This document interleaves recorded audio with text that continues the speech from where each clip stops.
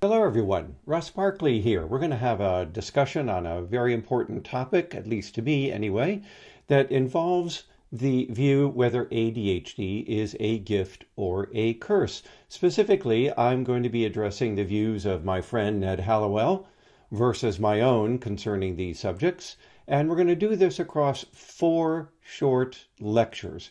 Now, mind you, the content here was based largely on a discussion that Ned and I had in public together at the CHAD meeting back in 2011. But I've gone ahead and updated these views to some extent so that you can see how we may differ and where we may agree on various points of interest. Often Ned and I are contrasted as holding 2 very opposing views of ADHD. Ned, of course, known for his proposition that ADHD is a gift that one can unwrap and grow from, and in doing so, he inspires hope in his patients.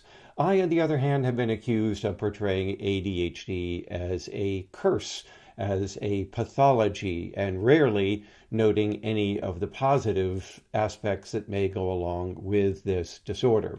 So in this 4-part lecture, we're going to have a look at these ideas, and hopefully you'll come away with a more, if you will, nuanced version of our differences, but also an appreciation of our many similarities. And let's begin by just talking a little bit about the background of this discussion in this first lecture.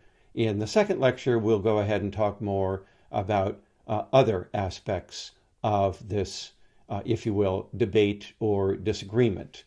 What you're going to learn, however, is that there's more agreement than disagreement between Ned and I.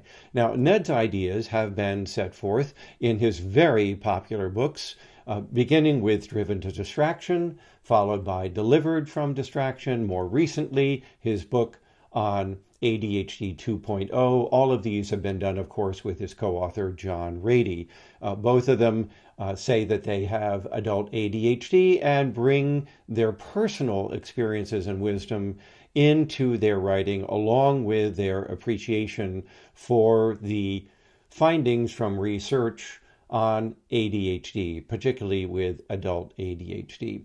And I also want to thank Ned for putting adult ADHD on the map with regard to the public. Even though many of us have been talking about ADHD in adults for at least 10 years before he wrote Driven to Distraction, the public wasn't generally aware of these research papers and findings from longitudinal studies, and it was Ned and John who, I think to their credit, really put this before the public to make them aware that adults could in fact have ADHD. Now, another thing you may not be aware of is that Ned and I actually go way back, more than 35 years. Ned actually did some training at my ADHD clinics at the University of Massachusetts Medical Center during his own residency in psychiatry. So it's not that we're not acquainted with each other. We are, and we consider ourselves to be friends, even though we have